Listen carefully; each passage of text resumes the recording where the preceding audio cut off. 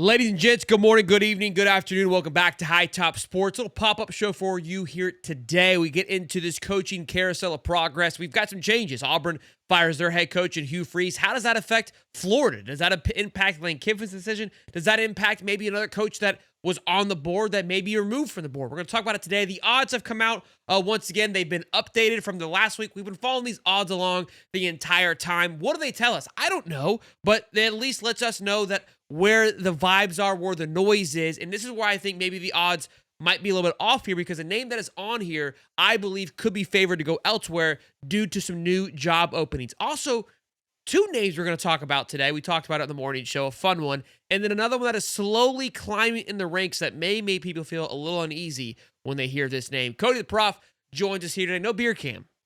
No beer cam. But we will be discussing. That's just the morning show. Yeah, you're right. Yeah, listen, we're adults here. But yeah, so we're going to talk about a few things. Obviously, the Lane Kiffin drama is going to be something that we monitor from week to week. We already do that with every passing win and potential loss. The conversation could change. With every win, though, it just continues to get a little bit quieter, a little bit tighter, it feels like. And obviously, they take down South Carolina. So now, once again, Florida is just kind of waiting. No extension has been signed. And I think the one positive for Florida fans is that everyone else that was once on the list or has at least been vetted or spoke about, whether your name's Kurt Singetti, whether your name's Rhett Lashley, whether your name is, who else signed an extension recently? Those two names signed an extension. Rhett just signed one at the beginning Friday. Yep. And then they go on to get a big, massive win against Miami. So all these guys getting locked in, staying with wherever they're at. Jeff Brom hasn't signed one yet. Will be interesting to see what he's able to do.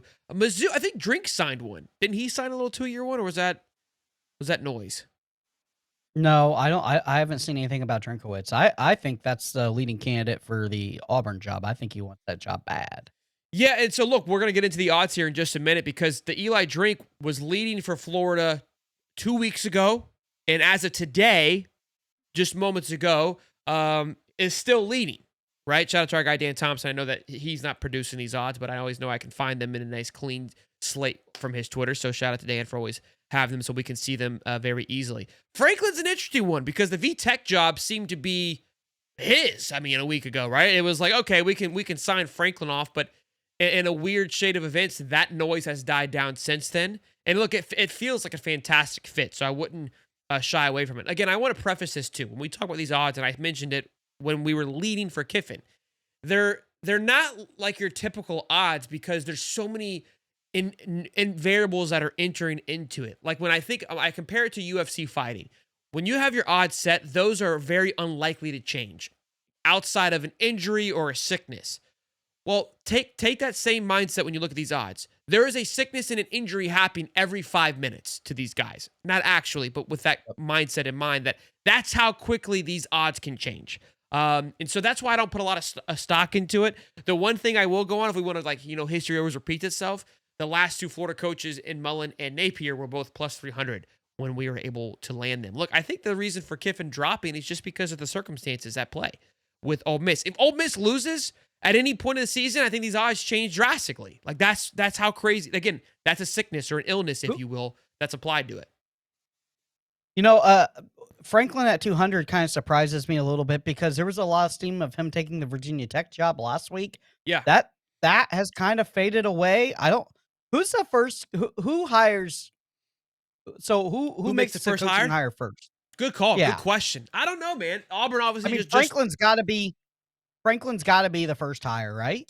Oh, which coach is first off the board? Yeah, I would say it's Franklin, because both. Which? Okay, yeah. Well, yeah. Obviously, if whatever coach is first, it would be the school too, right? Well, that doesn't make sense. But Franklin's more than likely going to be the first coach, because he's the only one who doesn't have a job currently. He's the only one that isn't being held up by the current situation that's happening. So VTech could hire Franklin now and be done with all this. Or Hugh Freeze. They all don't have jobs. Yeah, bro. God, I forgot, man. This is crazy. These are names that we're not even mentioning. I think both of those guys walk off into the sunset in a weirdly. I don't know why. Franklin was not ready to go. You know what I mean? Like, isn't it weird how Franklin gets fired and he is a name across all hot ports? We haven't seen Brian Kelly's name pop up anywhere since being let go. Or Napier's. Or Napier, yeah.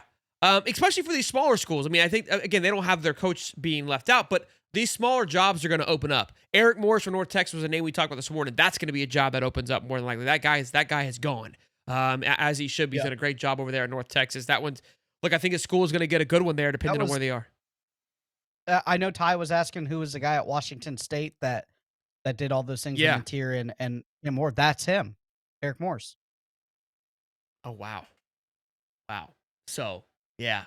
Maybe he should be the Florida's next head coach, right? Juiced on him? You see why I'm juiced on him? I love it. The Lane Kiffin stuff is obviously where Florida still stands. I still think there's a comfortability. Again, the people that I have spoke to from my side, it still feels like it's Lane. There is something interesting, though, and I've said this forever now, where I feel like Florida sucks at keeping information in-house. I love it from a content creator standpoint. We always have things to talk about because things just bleed out like nobody's business.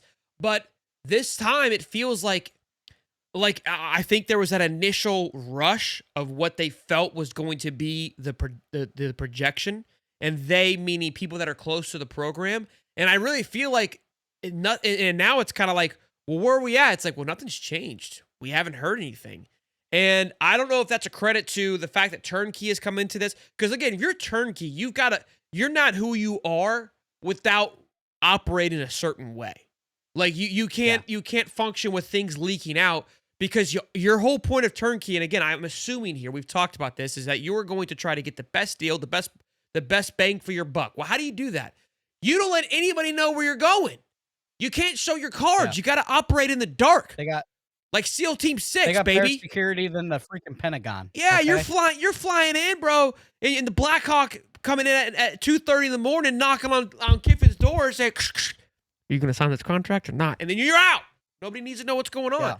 So, and I love it. I've been a big proponent of that. I love knowing, but there's also a point where it's like, boys, we got to get better at playing poker. All right. There's too many damn people that know what the hell's moving around, and it's killing us. Like the Lane stuff you're not hiding that, right? You're not going to get a bargain deal from that. But what if it is drink? What if it is fish? I don't need them. Their agent going, what? Look, everybody's talking about us. Look at the odds. Every week that goes by, how do you feel? How do you feel right now about Lane Kiffin? Not knowing inside stuff, just because, god dang, my Twitter's just flooded with Ole Miss stuff. The belt to ass stuff that came out this week. It just feels like they are doing everything they can in that 60,000 of population to keep that guy. They are rolling out the red carpet. So I love it. And here's a great question. That makes me feel more comfortable. Why are you waiting until year 4 to do this? You've had a gym the whole time in your backyard. This guy has been giving you hot bites, takes, just 1,000 marketing opportunities, and you just didn't know it. You didn't want it. And now, because everybody's like, he's really shiny. Now you want to lock in? I don't think it's changing anything. I don't think all of a sudden Lane's going to be like, oh, they love me now. That's not going to be a factor to me. It's not. The fact that he has not signed anything yet makes me feel more confident. Again, I still think that there's a lot of football left. Look at this tweet that he tweeted out. Has the Ole Miss fans in shambles. And I agree. A lot can happen in 2 months. Give the rest of the year, this year, everything you have got. And I love that he is 100% dialed in on Hottie Toddy and Velvet Ditch right now, as he should be. I don't know how we would feel if he wasn't focused. You don't want a guy that quits mid-season. I wouldn't want him. There's a lot of noise, look, you got to take everything with a grain of salt, right? Because at this point, people, I feel like on all camps, on all sides, the seal is very tight. It's done a great job. But if you start picking into Reddits and forums, there's like rumors, kind of similar to the Florida rumor, that the Mississippi State game is where they announce what's going to happen. And I believe that it has to. Regardless of where the season is, and I've said this, that you have to go, hey, I'm leaving. Because if you're Lane, you also don't want to screw over Ole Miss. I believe that from cold-heartedly, that you don't want to do that. So he wants to give them a reasonable opportunity to move and do we can still finish out the season. Like, nobody needs to pout. Let's be adults here. Let's go win what's at hand here. And then figure out what we're going to do afterwards. Like, I don't think because of the transfer portal, I don't think these kids are going to quit. It's like, look, we can just go play with for coach still. Like if he wants us bad enough, like it's not that end of the world. So I truly believe that, and that's why I don't think it matters what happens. Now, will Florida maybe get a little bit cold feet if he's in the playoffs and they're like, we really don't want to push this thing off anymore? I don't know. That's a possibility. Maybe Turnkey steps in, like, hey, this isn't a good move. So he announces after the Egg Bowl, or before the Egg Bowl, after the Egg Bowl, probably, if he's going to stay or go to wherever. So say he does that, he announces it. Does that mean the contract's signed? If it's announced, if he goes wins if it's announced, if it's publicly because if he announced, goes wins a national championship, this year, I don't want him getting cold feet saying, no. Oh, by the way, and then us getting hung out to dry. Like, I need an ironclad UF law. I need you guys. I know you're the top law school in the nation, and you guys lock it in on this contract. I need it ironclad. Look, Dan and Dave, they said December 19th and the 20th was their date. That's the first weekend of the college football playoffs. So honestly, it probably won't happen now that I'm thinking about it. Because if you're Lane, you also don't want to cause a distraction. And if you announce it after the Egg Bowl, now you've got 2 weeks of talking to that versus talking about playoffs. And so, it's going to be interesting. It's going to be a distraction. We talked more about Lane Kiffin coming to Florida than we did Georgia this week. I know. It's been wild. It's just a distraction. It's a distraction. Yeah. And look, with every win, I think it silences it a little bit for most people. But tweets like this make people go in shambles. Wouldn't it feel better if your coach just came out and announced it like, yeah, I'm going to Florida next year. Let's do this one last time for the seniors. Let's go try to win the natty. Like, just get it, like, rip it off. Get it done with. Rip the Band-Aid off. I think it's a great question for both sides. Like, why not just rip it off and say I'm staying, or rip it off and say I'm leaving, and end the drama at any point? There is a major wonder of like, why is this going the way that it is? Like, you have an opportunity, because if you haven't signed it, if it's not a money issue, what leverage are you still playing? What are you trying to get out of it from Ole Miss? If it's and look, maybe, and that's where I feel very confident.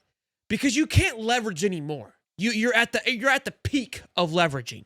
Like, it starts, you almost get to the point where you're like, you're playing with house money, and you could start losing leverage. They're like, hey, we're not gonna, like, you're not gonna just tease us along. Like, we're not gonna give you all the superpowers, right? But there's no more big college that's gonna fire their coaches. Like, you have the pinnacle of big money that are gonna sling it. Auburn, LSU, Florida, in the South. Oh, yeah. That's who's firing. That's who have fired their coaches. That's who's going to sling the biggest money at you because they all want you. So what? Like, why not? Why not just end it? Like, why not just?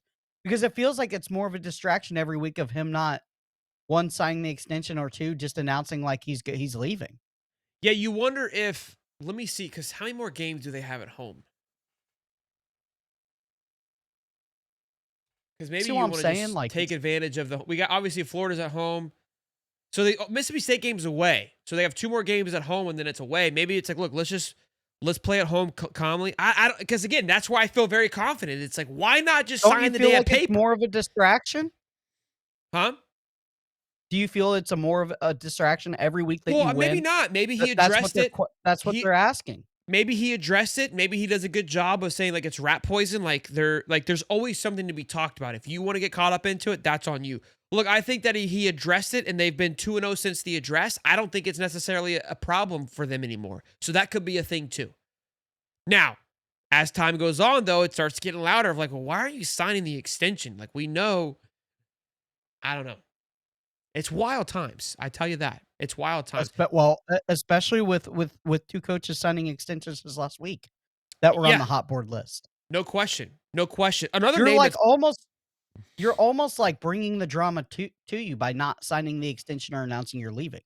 The drama is going to be there regardless. It's Lane Kiffin. He's a hot market. But yeah, I agree.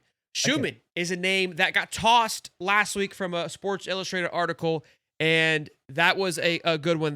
There was a Sports Illustrated article about Schumann, and I didn't really take too much into consideration about it. Although it's a name that's been tossed around from time to time from other people. We had Graham Hall on. We've talked about possible coordinators, and Schuman's always kind of been in that mix of possible names. He's again won a championship at Georgia. He's been kind of that front line of that defense. And Georgia fans, though, were ecstatic when seeing this, which tells me everything I need to know for Florida fans of staying away. But that article comes out, and this is why it's hard for me to know how do we take these odds seriously, because article comes out, he jumps to 750. So that's what I'm saying is, like, are they just going off of like what's being said? Is there, because I, like we just said, I think Turnkey is doing a phenomenal job. I think Drinkwitz at -110 is off because that Auburn fit seems to be more of a realistic expectation. Because I heard a couple weeks ago that Drink is off for Florida. Like, I don't think there's a possibility at all. And with Auburn, it's probably even more so now of him off the table. But the odds still say a different story. Yeah, it's tough. I think Drinkowitz is going to take the Auburn job if he does go somewhere. I don't want any guy from the rival team. No, thank you.